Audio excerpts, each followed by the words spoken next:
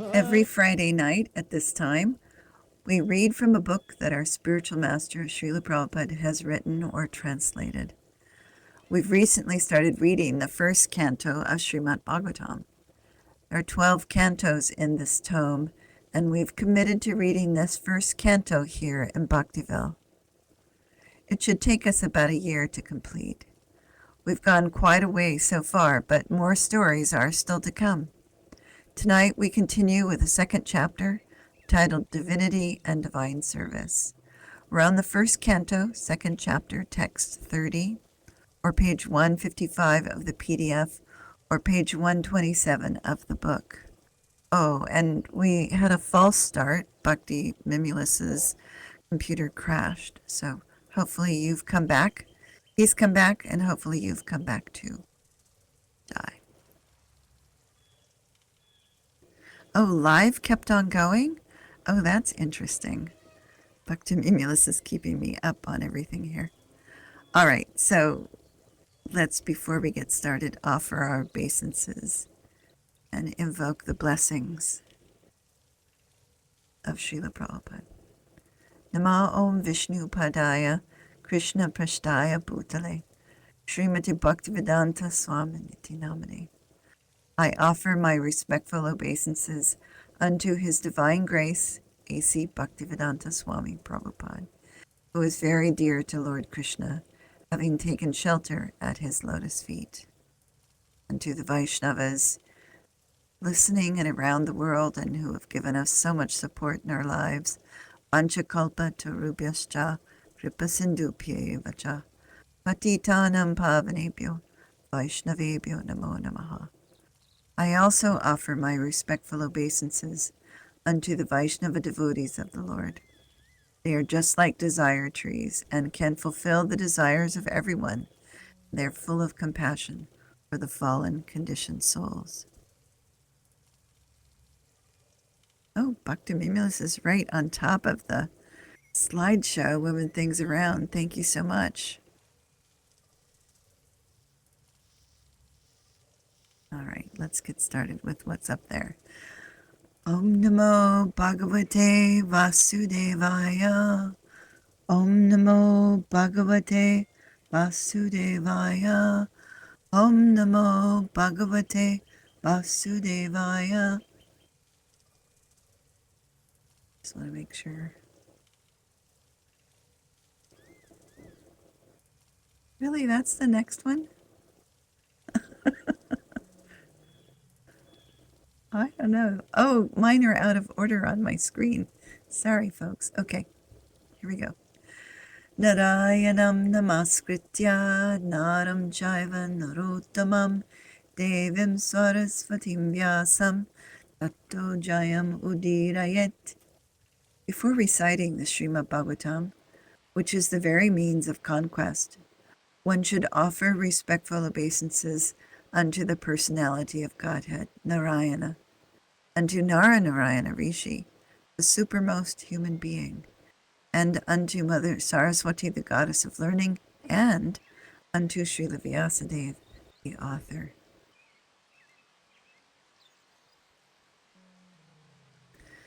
Shrinvatam Svakata Krishna Punya Shravana Kirtanaha Hridyantasto Hyabadrani Siddhunoti Surhitsatam.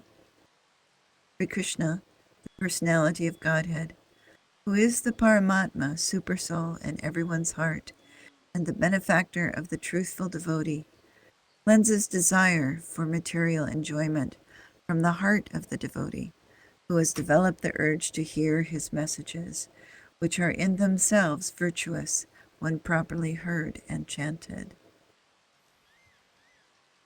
Nashta prayeshva badreshu nityam bhagavata sevaya bhagavati uttama shloke bhaktir bhavati naishtiki. By regular attendance in classes on the Bhagavatam, and by rendering of service to the pure devotee, all that is troublesome to the heart is almost completely destroyed. Loving service unto the personality of Godhead, who is praised with transcendental songs, is established as an irrevocable. Jai. All right, we are good to go. Can you, let me think. Can you advance this to plate 11, please, the slideshow? Thank you. All right, so we are on text 30, first canto, second chapter, text 30, page 155 of the PDF, or page 127 of the book. So we'll do call and response. Sa evadam sasar jagre. Sa evadam sasar jagre. Bhagavan atmamayaya. Bhagavan atmamayaya. Sad asad rupaya chasau. Sad asad rupaya chasau. Gunamaya guno vibhuhu. Gunamaya guno vibhuhu. All right, and all together, the whole thing. Sa evadam sasa jagre bhagavan atmamayaya sad asad rupaya chasau namaya guno vibhuhu. Word for word. Saha, that, eva, certainly, idam, this, sasarja, created, agre, before, Bhagavan, personality of Godhead, atmamayaya, by his personal potency, sat, the cause, asat, the effect. Keep this in mind, these two words, sat and asat. Rupaya, by forms, cha, and, asau, the same Lord, gunamaya, in the modes of material nature, agunaha, transcendental, vibhuhu, the absolute. Translation.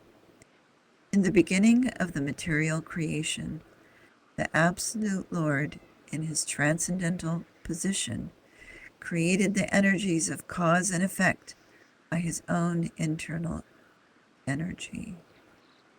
So Sat, which is truth, he's translating as the cause, and Asat is the effect. So he's created the truth, and whatever, when you're not in line with the truth, that's the effect, the Asat. I think that's beautiful. Anyway, purport. The position of the Lord is always transcendental because the causal and effectual energies required for the creation of the material world were also created by him. He is therefore unaffected by the qualities of the material modes. His existence, form, and activities, and paraphernalia all existed before the material creation. There's a footnote here. Sripad Shankaracharya, the head of the Mayavada school, accepts this transcendental position of Lord Krishna in his commentation on Bhagavad Gita. Back to the text. He is all spiritual and has nothing to do with the qualities of the material world, which are qualitatively distinct from the spiritual qualities of the Lord. Text 31. Call and response of the Sanskrit. Taya vilasiteshveshu. And as one line, Taya vilasiteshveshu guneshu gunavan iva. Guneshu gunavan iva. Anta pravishta apati. Anta pravishta apati. Vijnanena vidrimbitaha. Vijnanena Vidrimbitaha. All together. Taya vilasite shreshu guneshu gunavan iva anta pravishta apati vijnanena vidrimbitaha. Word for word. Taya, by them. Vilasiteshu, although in the function. Eshu, these. Guneshu, the modes of material nature. Gunavan, affected by the modes. Eva, as if. Antaha, within.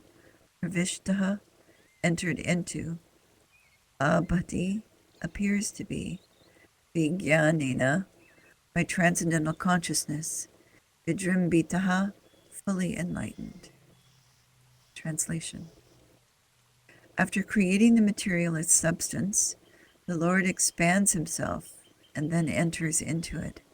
And although he is within the modes of material nature and appears to be one of the created beings, he is always fully enlightened and in his transcendental position. Purport. The living entities are separated parts and parcels of the Lord, and the conditioned living entities who are unfit for the spiritual kingdom are strewn within the material world to enjoy matter to the fullest extent. As Paramatma, an eternal friend of the living entities, the Lord, by one of his plenary portions, accompanies the living entities to guide them in their material enjoyment and to become witness to all activities. While the living entities enjoy the material conditions, the Lord maintains his transcendental position without being affected by the material atmosphere. In the Vedic literatures, in the Shruti, it is said that there are two birds in one tree, and here he's referring to a verse from the Mundaka 3:11. Sanskrit is in the footnote, but I'm not going to read that. One of them is eating the fruit of the tree, while the other is witnessing the actions. The witness is the Lord, and the fruit eater is the living entity. The fruit eater, the living entity, has forgotten his real identity and is overwhelmed in the fruitive activities of the material conditions. But the Lord, Paramatma, is always full in transcendental knowledge. That is the difference between the supersoul and the conditioned soul. The conditioned soul, the living entity, is controlled by the laws of nature, while the Paramatma, or the supersoul, is the controller of the material energy. So the slide that's up on the viewer is to illustrate the next verse. All right, call and response. Yata Hyavahito Vanir. Yata Hyavahito Vanir. Excuse me. Yata Hyavatito Vanir. Darushveka Svayonishu. Darushveka Svayonishu.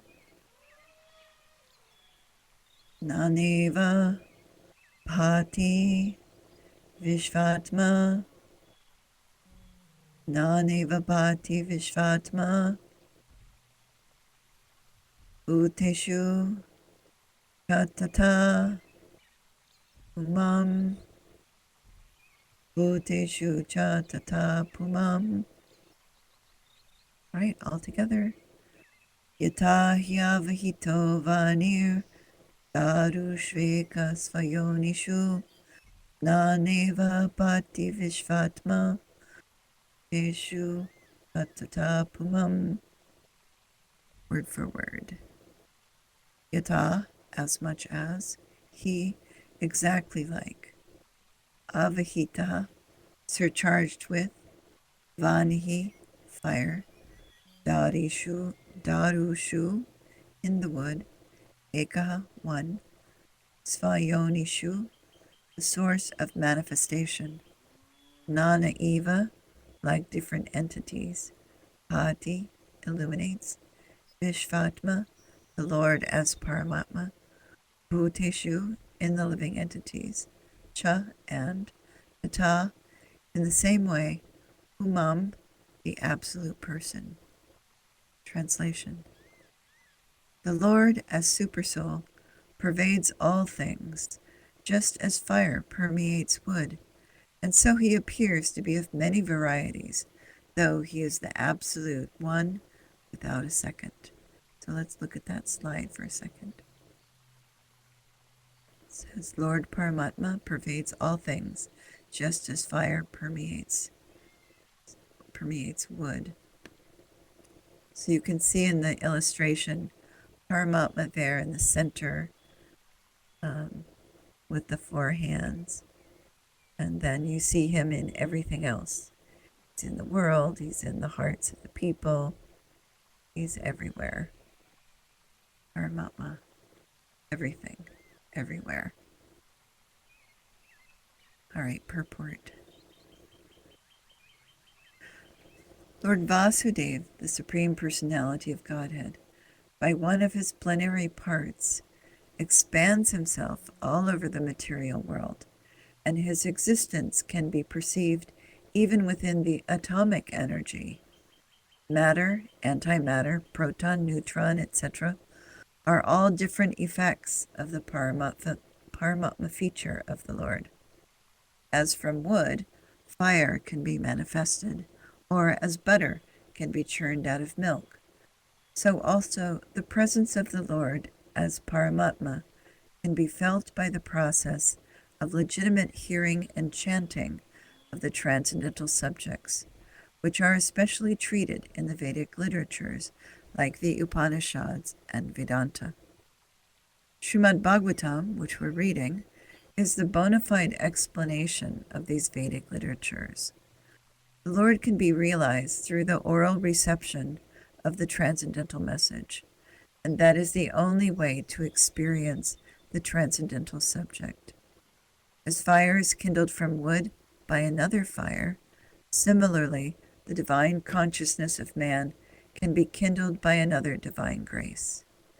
His divine grace, the spiritual master, can kindle the spiritual fire from the wood-like living entity by imparting proper spiritual messages injected through the receptive ear. Therefore, one is required to approach the proper spiritual master with receptive ear only, and thus divine existence is gradually realized. The difference between animality, and humanity lies in this process only. A human being can hear properly, whereas an animal cannot. So he means properly as in understanding, hearing and understanding. Text 33. Call and response.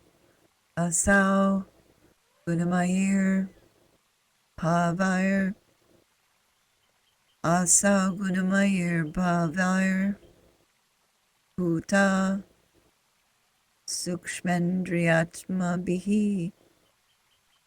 It's a long word. Bhuta Sukshmendriyatma Bihi Svanirmiteshu Nirvishto. Altogether, Svanirmiteshu Nirvishto Bhukte Bhuteshu Tadgunan Bhukte Bhuteshu Tadgunan. And then let's chant together. Asau Gunamayer Bhaver Bhuta Sukshmendriyatma Svanirmiteshu Nirvishto Bhukte Bhuteshu Tadgunan. And the word for word. Asau, that Paramatma, Gunamayihi, influenced by the modes of nature. Bhavai, naturally. Bhuta, created. Sukshma, subtle. Indriya, senses. Atma Bihi, by the living beings, Svanirmiteshu, in his own creation, Nirvishtaha, entering, Bhunkte, causes to enjoy, Bhuteshu, in the living entities, Tat Gunan, those modes of nature. Translation. Supersoul enters into the bodies of the created beings who are influenced by the modes of material nature and causes them to enjoy the effects of these by the subtle mind. And I think it would be good for us to reference that chart of the 25 different elements. That's way back here.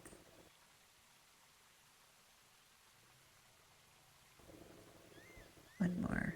There it is. Okay. Because I think we'll need to look at that in a moment. Purport. There are 8,400,000 species of living beings, beginning from the highest intellectual being, Brahma, down to the insignificant ant. And all of them are enjoying the material world according to the desires of the subtle mind and gross material body. The gross material body is based on the conditions of the subtle mind, and the senses are created according to the desire of the living being. The Lord as Paramatma helps the living being to get material happiness, because the living being is helpless in all respects to obtain what he desires. He proposes, and the Lord disposes. In another sense, the living beings are parts and parcels of the Lord. They are therefore one with the Lord.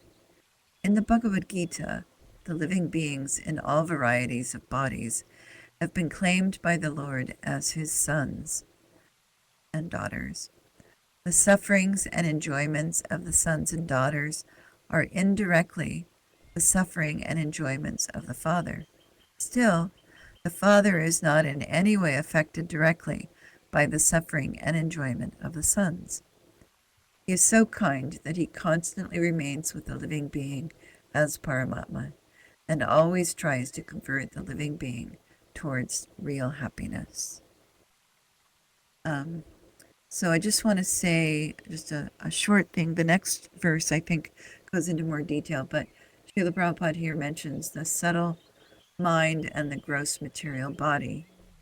So when a living entity, when your body dies, there's a subtle body that goes with the spirit soul, and that subtle body creates the next gross body for you. So the subtle body holds all of those hopes and desires and karma and whatnot, and then sets up the gross material body. So that's what he's saying here. The gross material body is based on the conditions of the subtle mind. And the senses are created according to the desire of the living being. So those desires are carried forward with us.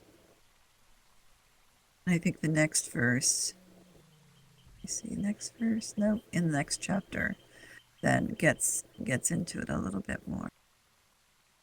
All right, text 34. Call and response.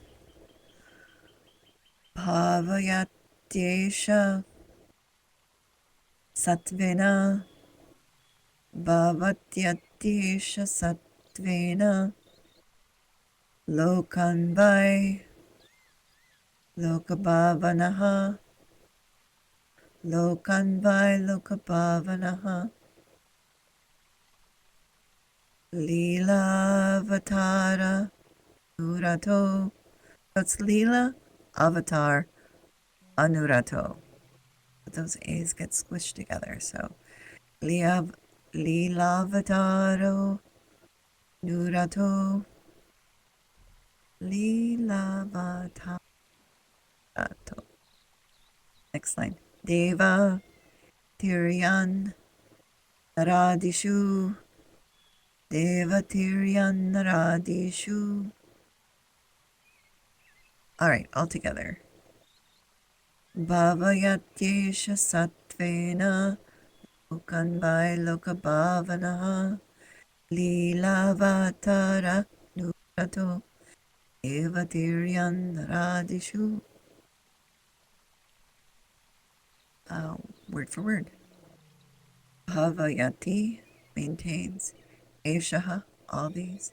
Sattvena, in the mode of goodness. Lokan, all over the universe. Vai, generally. Lokabhavanaha, the master of all the universes.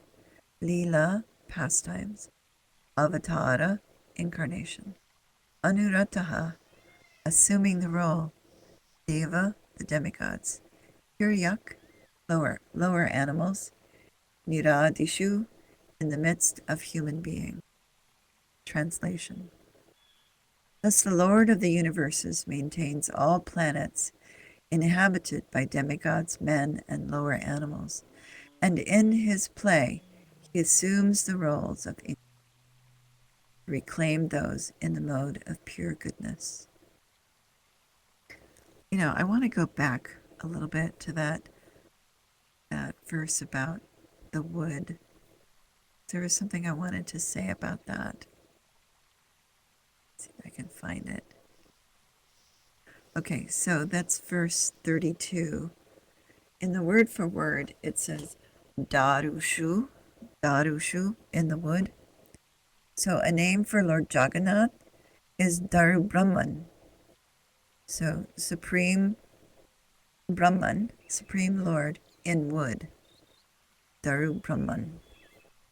So I wanted to just throw that out there because that's like one of the coolest things ever. All right. You read the translation? No. I'll read it again. Thus the Lord of the universes maintains all planets. Yes.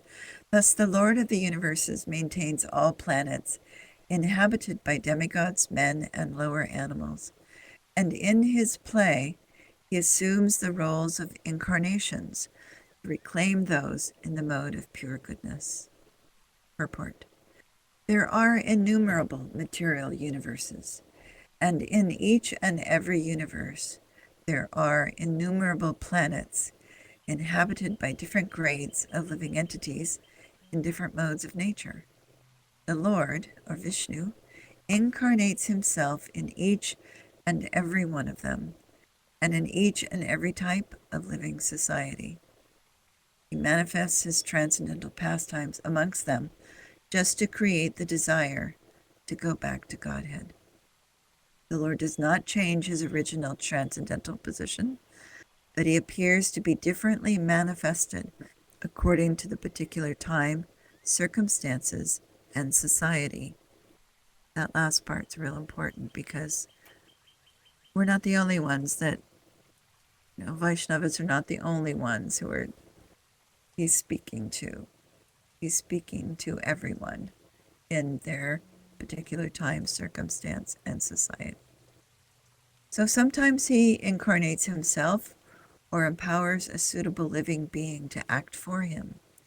But in either case, the purpose is the same. The Lord wants the suffering living beings to go back home, back to Godhead. The happiness which the living beings are hankering for is not to be found within any corner of the innumerable universes and material planets. The eternal happiness which the living being wants is obtainable in the kingdom of God, but the forgetful living beings under the influence of the material modes have no information of God. The Lord, therefore, comes to propagate the message of the kingdom of God, either personally as an incarnation or through his bona fide representative as the good son or daughter of God. Such incarnations or sons and daughters of God are not only making propaganda for going back to Godhead within human society. Their work is also going on in all types of societies, amongst demigods and those other than human beings. Thus ends the Bhaktivedanta purports the first canto, second chapter of Srimad Bhagavatam, entitled Divinity and Divine Service. Woohoo! Chapter 3, we're just cranking it out here. Chapter 3, Krishna is the source of all incarnations. Text 1. Sutta Uvacha. Sutta Uvacha. Excuse me. Jagrihe Paurusham Rupam. Jagrihe Paurusham Rupam. Bhagavan Mahad Adibihi. Bhagavan Mahad Adibihi. Sambhutam Shodasha Kalam. Sambhutam Shodasha Kalam. Adau Loka Sisrikshaya. Adau Loka Sisrikshaya. All right, let's do it all together. Sutta Uvacha. Jagrihe Paurusham Rupam. Bhagavan Mahad Adibihi. Sambhutam Shodasha Kalam. Adau Loka Rikshaya. Word for word. Sutta Uvacha. Sutta said. Jagrihe accepted. Paurusham, plenary portion as the Purusha incarnation. Rupam, form.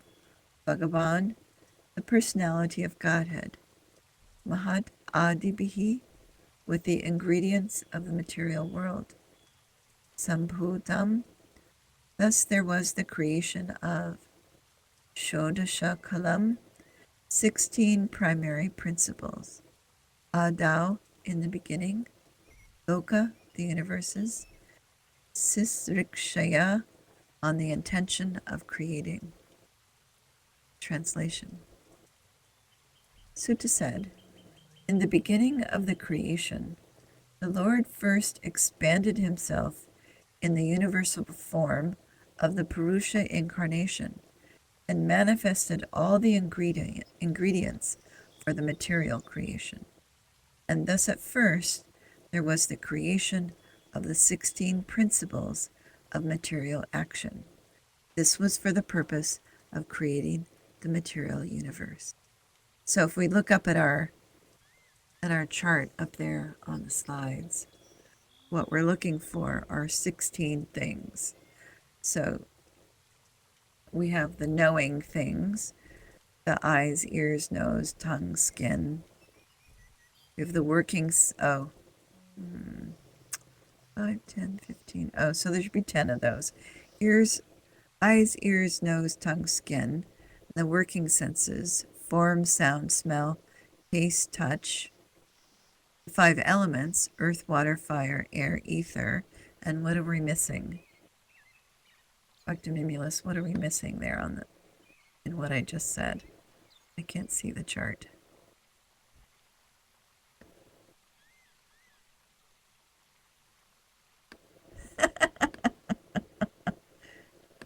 He says, I don't know. Okay, so mind, yes, mind. Oh, we're missing. Oh, trying to ask a question. Okay, I wrote down the wrong thing. So the 10 knowing things, the eyes, ears, nose, tongue, skin. Eyes, ears, nose, tongue. Oh, I think that we need the working senses. The voice, legs, arms, genitals, evacuating organs. I think we need those in there. Nope. The form, sound, smell, taste, touch, the mind, and then the 5 elements. 5, 10, 15, 16. Oh, I wrote this down wrong in my notes. I'm so sorry. So, eyes, ears, nose, tongue, skin. The corresponding form, sound, smell, touch, taste, touch. The mind, earth, fire, water, air, and ether. That's 16. So just sorry that ended up being more confusing than illuminating. All right, Bhakti Mimi's last question. Krishna comes to each species to entice them home, but only humans can have religion. So how does he attract animals? I have no idea. I don't know how he does that. Or eggplant for that, or, carrots. He says he goes to every living form, so I have no idea how he does it. My feeling is that he plants that desire, and that as time goes on, the living entity identifies with it. But how he does it, I don't really know. Bhakti Mimula says, sometimes you can see the spirit of an animal. Like we talk about the spirit of a horse. Yes. Or, I have a pet cat. When I'm scratching her chin and looking into her eyes, I can, I know that person who's in there. So, Sri Krishna's going around scratching people's chins, making sure that they want to go home. Please take me home. Will you scratch my chin so nicely? All right. So, 16 principles of material action. This was for the purpose of creating material universe. Purport. The Bhagavad Gita states that the personality of Godhead Sri Krishna maintains these material universes by extending his plenary expansions. So this Purusha form is the confirmation of the same principle. The original personality of Godhead Vasudeva, or Lord Krishna, who is famous as the son of King Vasudeva, or King Nanda, is full with all opulences, all potencies, all fames, all beauties, all knowledge, and all renunciation. So that's a good list. Opulence, potency, fame, beauty, knowledge, renunciation. It's full of all 6 potencies. So when they say, what are Krishna's 6 potencies? This is them. Opulence, potency, fame, beauty, knowledge, renunciation. Part of his, it's 6 opulences, sorry. Part of his opulences is manifested as impersonal Brahman, and part of his opulences is manifested as Paramatma. This Purusha feature of the same personality of God at Sri Krishna is the original Paramatma manifestation, Lord. There are 3 Purusha features in the material creation, and this form, who is known as Karnodakashayi Vishnu, is the first of the 3. The others are known as Garbhodakashayi Vishnu and Kshirodakashayi Vishnu, which we shall know one after another. The innumerable universes are generated from the skin holes or the pores of this Karnodakashayi Vishnu.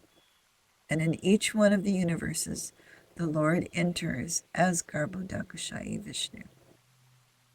In Bhagavad Gita, it is also mentioned that the material world is created at certain intervals and then again destroyed. This creation and destruction is done by the Supreme Will because of the conditioned souls, or the Nityapadya, living beings. The Nityabadya, or the eternally conditioned souls, have the sense of individuality, or ahankara, which dictates them sense enjoyment, which they are unable to have constitutionally.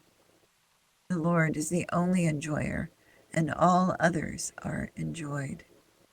The living beings are predominated enjoyers, but the eternally conditioned souls, forgetful of this constitutional position, have strong aspirations to enjoy. This chance to enjoy matter is given to the conditioned souls in the material world, and side by side they're given the chance to understand their real constitutional position. Those fortunate living entities who catch the truth and surrender unto the lotus feet of Vasudeva after many, many births in the material world, join the eternally liberated souls and thus are allowed to enter into the kingdom of Godhead. After this, such fortunate living entities need not come again within the occasional material creation. But those who cannot catch the constitutional truth are again merged into the Mahatattva at the time of annihilation of the material creation. When the creation is again set up, this Mahatattva is again let loose. This Mahatattva contains all the ingredients of the material manifestations, including the conditioned souls. Primarily, this Mahatattva is divided into 16 parts, namely, the 5 gross material elements and the 11 working instruments or senses. It is like the cloud in the clear sky. In the spiritual sky, the effulgence of Brahman is spread all around, and the whole system is dazzling in spiritual light. The Mahatattva is assembled in some corner of the vast, unlimited spiritual sky, and the part which is thus covered by the Mahatattva is called the material sky. That's where we are. We're in the corner. This part of the spiritual sky, called the Mahatattva, is only an insignificant portion of the whole spiritual sky. And within this Mahatattva, there are innumerable universes. All these universes are collectively produced by the Karnodakshaya Vishnu, called also Mahavishnu, who simply throws his glance to impregnate the material sky.